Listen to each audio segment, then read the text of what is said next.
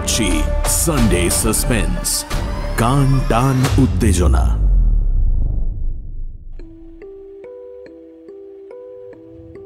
Sunday suspense ক্লাসিক্সে আজ শুনবেন সাকির ছোট গল্প দি ইন্টারলোপার্স অবলম্বনে poacher. Hector Hugh Munro British লেখক, জন্মেছিলেন 1870 সালে। তার ছদ্মনাম সাকি, আর সেই নামেই তাকে আমরা চিনি। অল্প কিছুদিন পুলিশে কাজ করেছিলেন, সাংবাদিকতা করার সময় ছোট গল্পকার হিসেবে নাম করেন।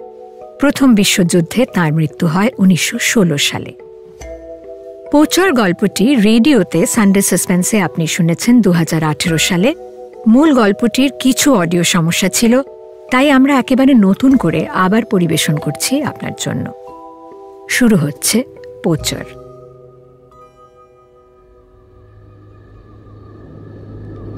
উলরিক ভন গ্র্যাটওয়েটস আজ শিকারে বেরিয়েছেন।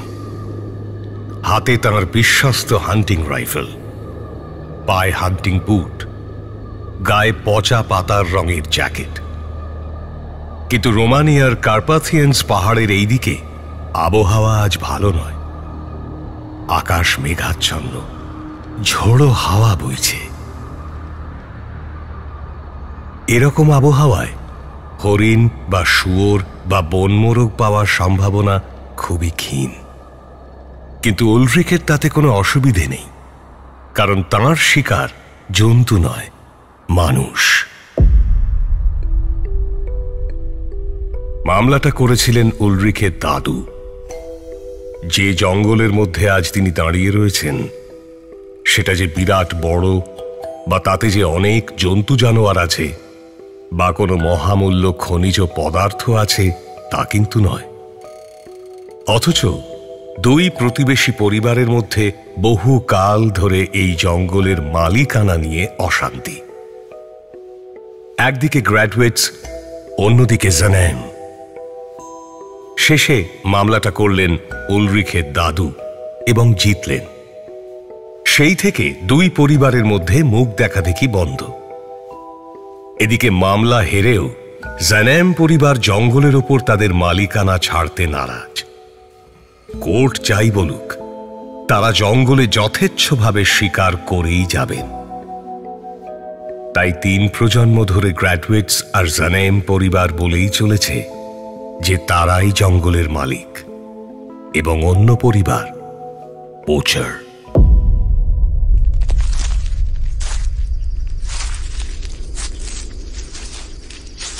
তাই আজ উলরিক শিকারে বেরিয়েছেন। তার লক্ষ্য কোনো জানোয়ার নয়, তার লক্ষ্য জর্জ, জানেম পরিবারের বর্তমান প্রজন্ম। ছোটবেলায় তারা একই স্কুলে পড়তেন এবং দুজনের মধ্যে মারামারি লাগতো মাঝে মধ্যেই। বয়স বাড়ার সঙ্গে সঙ্গে হাতাহাতিটা আর হয় না, কিন্তু দুজনেই একে অপরের সর্বনাশ কামনা করে এসেছেন বহু বছর। তবে আজ একটা হেস্তনেস্ত হবেই। উলরিক জানেন যে আজ জর্জ জঙ্গলে ঢুকবেনই। তাই শুধু বন্দুক নয়, সঙ্গে লোক লস্কর নিয়ে এসেছেন তিনি। তারা অপেক্ষা করছে ওপরে। খাদে নেমেছেন তিনি একা। খুব সন্তর্পণে হাঁটছেন, খেয়াল রাখছেন যেন কোনো শুকনো ডালপালা মারিয়ে না ফেলেন, কারণ সেই বিকট শব্দে শিকার হুঁশিয়ার হয়ে যাবে। এইসব ভাবতে ভাবতে চলেছেন উলরিক। হঠাৎ একটি গাছের আড়াল থেকে বেরিয়ে এসে তার সামনে দাঁড়ালেন জর্জ জানেম। কি তুই? জর্জ, তুই এখানে কেন? জর্জ আর উলরিক একে অপরের দিকে কটমট করে তাকিয়ে রইলেন। দুজনেই ভেবেছিলেন অন্যজনকে সামনে পেলে খুনই করে ফেলবেন, কিন্তু সামনাসামনি দাঁড়িয়ে কেউই কিছু করতে পারলেন না। ট্রিগার টানলেই বন্দুক চলে, কিন্তু সভ্য সমাজে বন্দুক চালানোরও কিছু নিয়ম আছে, সহবত আছে। একজন মানুষ হামলা না করলে তার উপর বন্দুক চালানো নিয়ম বিরুদ্ধ। আর কটা মুহূর্ত সময় পেলে হয়তো সেই ক্ষণিকের ইতস্তত ভাব কাটিয়ে উঠতে পারতেন দুজনেই, কিন্তু প্রকৃতি সেই সুযোগ কাউকেই দিল না। দমকা একটা হাওয়া বয়ে গেল জঙ্গলের মধ্যে দিয়ে, আর সেই হাওয়ার দাপটেই যে গাছটির নিচে দুজনে দাঁড়িয়েছিলেন তার একটি বিশাল ডাল ভেঙে পড়ল দুজনের ওপর।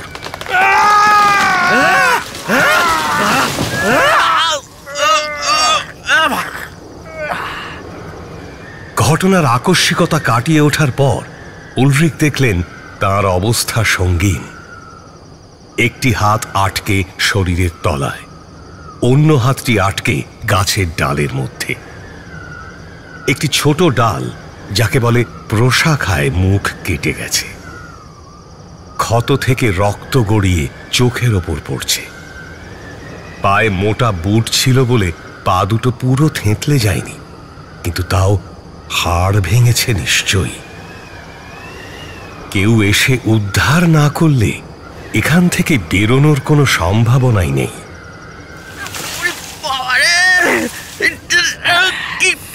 শক্ত ডালটা কি ছাড়াতে পারছি না কেন? ছাড়াতে পারছি না কেন? তার পাশেই পড়ে আছেন জর্জ সানেম। জর্জের চোট তার থেকে একটু কম, কিন্তু তিনিও চাপা পড়েছেন ডালের তলায়। নিজে বেরোতে পারবেন না। তার প্রতিপক্ষের অবস্থা দেখে নিজের হাজার বেদনা সত্ত্বেও এক বিচিত্র হাসি ফুটে উঠল জর্জের মুখে।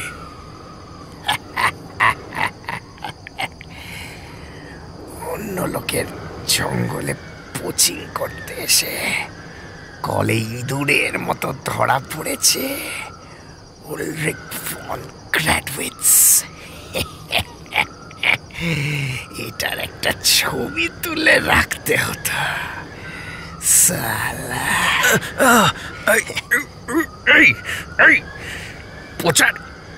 পোচার কাকে বলছিস? হ্যাঁ,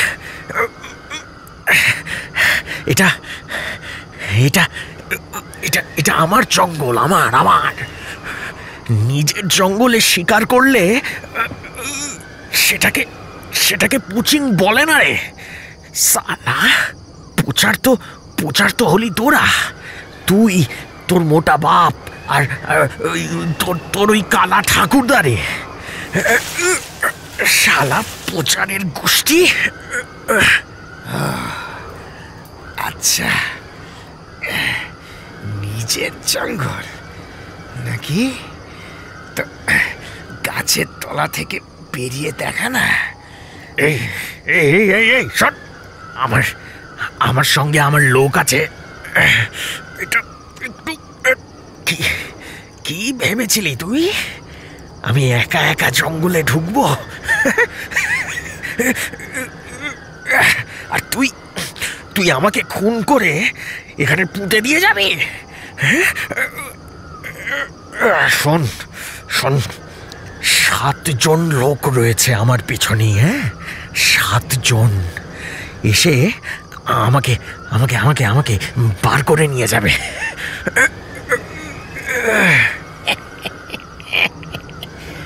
বার করে নিয়ে যাবে?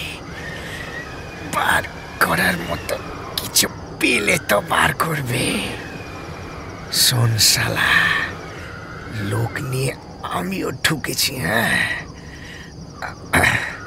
আমাকে বার করার পর এই ডালটা একটু উপর দিকে ঠেললেই তোর মাথার ওপর। ব্যাস, চিন্তা করিস না, শ্রাদ্ধতে ফুল পাঠিয়ে দেব।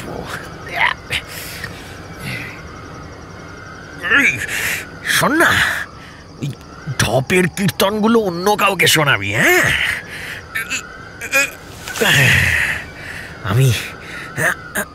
আমি খাদে নামার আগে আমার লোকগুলোকে বলে এসেছি 10 মিনিটের বেশি দেরি হলে আমার খোঁজ করতে। সরে না কেন ডালটা? শোন, 10 মিনিট, ঠিক আছে?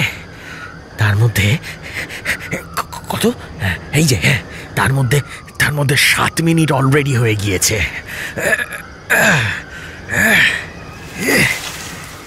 বলিস না কেন তুই? চপ সালা, চপ সালা পোচারের বাচ্চা। এই বলে দুজনেই থামলেন। একে ঠান্ডা, তার উপর দুজনেই আহত। কাহা তো কার ঝগড়া চালিয়ে যাওয়া যায়। জজ একটা হাত এতক্ষণে ছাড়াতে পেরেছেন। সেই হাত দিয়ে কোনো মতে জ্যাকেটের পকেট থেকে বার করলেন তার ছোট্ট ফ্লাস্কটি। তার অনেক দিনের অভ্যেস, শীতকালে শিকারে বেরোনোর সময় এই ফ্লাস্কে কনিয়াক ভরে নিয়ে যাওয়ার। কোনো মতে এক হাত দিয়ে ফ্লাস্কের ছিপি খুলে একটা চুমুক দিলেন। ফ্রান্সের একেবারে সেরা কনিয়াক, যেন বোতলে বন্দি দক্ষিণ পশ্চিম ফ্রান্সের রোদ্দুর। এই বরফের ঝড়ের মধ্যেও উলরিক অনুভব করলেন কনিয়াকটা গলা দিয়ে নামার সঙ্গে সঙ্গে তার গোটা শরীরটা আস্তে আস্তে গরম হয়ে উঠল। ফ্রান্সের রোদে মনের বরফও খানিকটা গলল। এই দুর্যোগে তার পাশে তাঁরই মতো আহত যিনি পড়ে রয়েছেন, তিনিও তো একজন মানুষ। বিপদে সাহায্য না হোক, অন্তত এইটুকু সৌজন্য তো তাঁর প্রাপ্য। আমি এই ফ্লাস্কটা তোর দিকে ছুঁড়ে দিলে ধরতে পারবি? ভেতরে কনিয়াক আছে, খেলে খেলে একটু গা গরম হবে। তোর তোর কি মাথায় চোট লেগেছে নাকি? গোলমাল করছে, মাথা গোলমাল করছে, তাই তো? তোর শোনে না কেন? তোর তোর ফ্লাস্ক থেকে মদ খাবো আমি? এনিওয়ে, আমার কপালে কেটে চোখের ওপর রক্ত জমে গেছে। কিছু দেখতে পাচ্ছি না। কিছুক্ষণ চুপ করে রইলেন জর্জ। চুপ করে শুনলেন ঝড়ের শব্দ। বরফের সঙ্গে পাল্লা দিয়ে চারিদিক থেকে অন্ধকারের চাদর ঢেকে ফেলছে তাদের দুজনকে। তার পাশে পড়ে থাকা আহত মানুষটির দিকে তাকিয়ে থাকতে থাকতে ধীরে ধীরে একটা চিন্তা তার মাথায় দানা বাঁধতে শুরু করলো। শোন উলরিক, তোর লোক যদি আগে আসে, তোর যা ঠিক মনে হয় তাই করিস। কিন্তু আমি I have changed my mind. আমার লোকগুলো এলে আমি বলবো তোকে আগে ছাড়াতে। সারা জীবন সালা এই একটা জঙ্গল নিয়ে আমরা ঝগড়া করে গেলাম। লাভ কি হলো? যে জঙ্গলের জন্য এত ঝামেলা, আজ আমরা দুজনে সেখানেই মরছি। আর কতদিন এই ঝগড়া চালিয়ে যাব আমরা? আমরা কি সত্যি বন্ধু হতে পারি না উলরিক?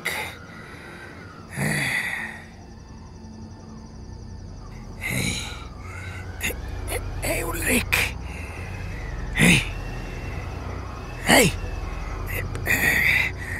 Ulrich. কথা বলছিস না?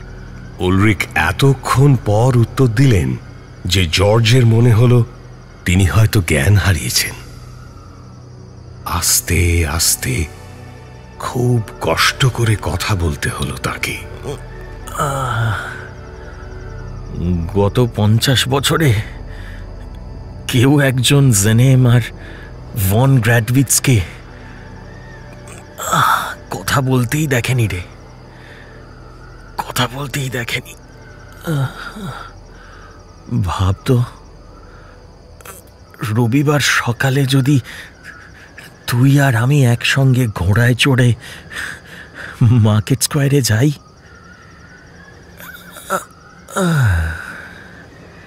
সবাই অজ্ঞান হয়ে যাবে সালা।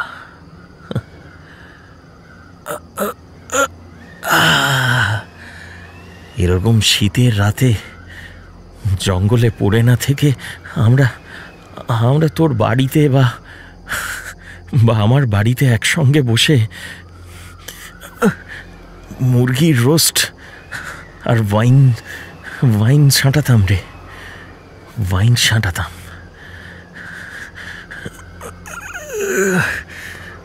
জঙ্গলে কে কখন শিকার করবে সে নিয়েও কোনো ঝগড়া নেই। দুজনে একসঙ্গে শিকারে যাব। গোটা এলাকায় কেউ আমাদের সামনে দাঁড়াতে পারবে না সালা, যদি আমরা বন্ধুত্ব করে নি একবার। কেউ দাঁড়াতে পারবে না সালা। দুজনেই চুপ করলেন। 50 বছর ধরে যে ঝগড়া চলছে, একদিন সেই ঝগড়া যে এইভাবে মিটমাট হবে তা দুজনের কেউই ভাবেননি। দুজনেই মনে মনে প্রার্থনা করতে লাগলেন যেন তাঁদের লোকই আগে আসে, যাতে সে প্রতিবেশীকে উদ্ধার করতে পারে। ওদিকে ঝড়ের দাপট যেন একটু কমল। ক্ষীণ শীষ দেওয়ার মতো শব্দ করে গাছের ডালের মধ্যে দিয়ে বয়ে চলল ঠান্ডা হাওয়া। এই ফাঁকে উলরিক একটি প্রস্তাব দিলেন। জর্জ জর্জ জর্জ শুনতে পাচ্ছিস? শুনতে পাচ্ছিস? ঝড়ের আওয়াজটা কমেছে ভাই। বাইরে ভাই, এই সুযোগ। চল চল চল, দুজনে একসঙ্গে চিৎকার করি। চল, কারুর না কারুর লোক তো শুনতে পাবে। কি বলিস ভাই? কি বলিস? তোর জঙ্গলের মধ্যে কেউ কিছু শুনতে পাবে না। আরে চেষ্টা করে তো দেখি। আচ্ছা ঠিক আছে, শোন, একসঙ্গে। হ্যাঁ, একসঙ্গে। 1 2 3।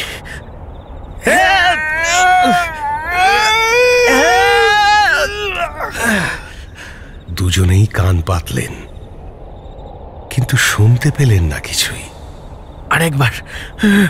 আরেকবার জোরে। হ্যাঁ জর্জ, জোরে। রেডি? 1 2 3।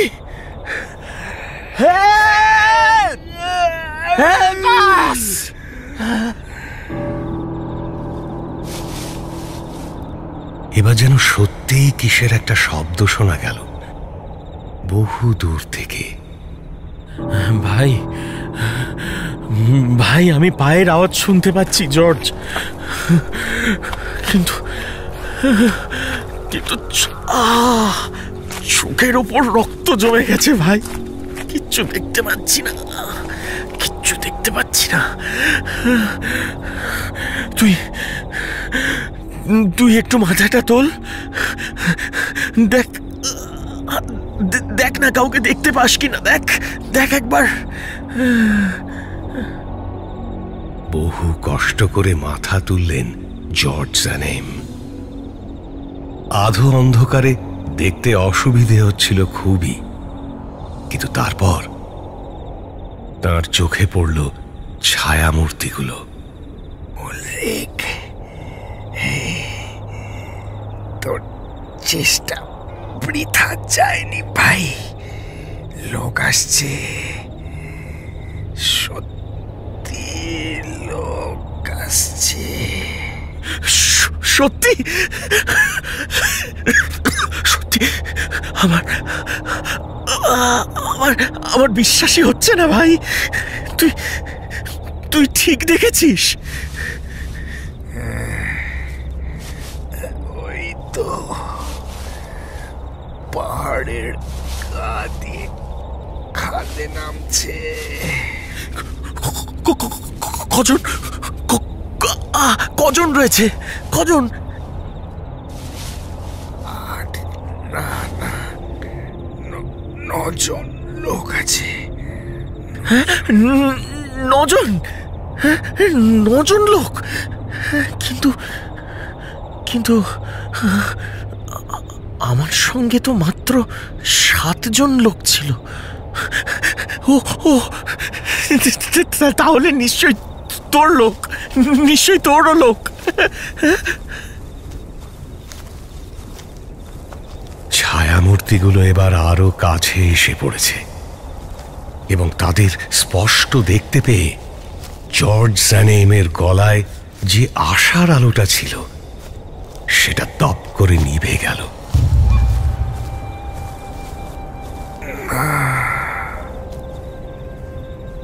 আমার লোক নয়। তোর লোক নয়? হ্যাঁ, মানেটা কি জর্জ? তোর লোক নয়, আমার লোক নয়? তাহলে তাহলে কে আসছে জর্জ? কে আসছে? জঙ্গলের জঙ্গলের আসল মালিক। তোরা আমার মতো পূজারকে শাস্তি দিতে।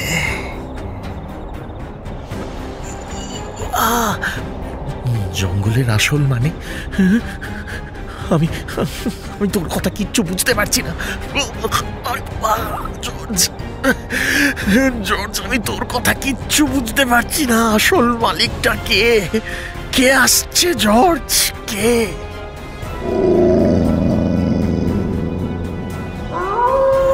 নেকড়ের দল উলরিক, নেকড়ের দল।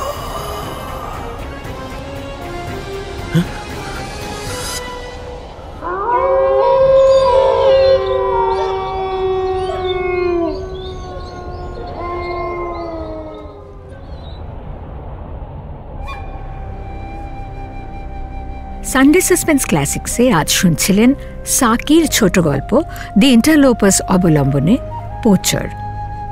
অনুবাদ ও নাট্যরূপ দীপ।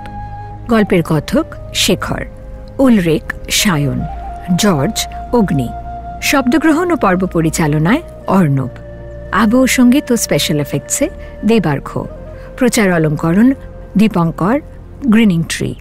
গল্পের সূত্রধার ও সমগ্র পরিকল্পনা পরিচালনায় ইন্দ্রাণী।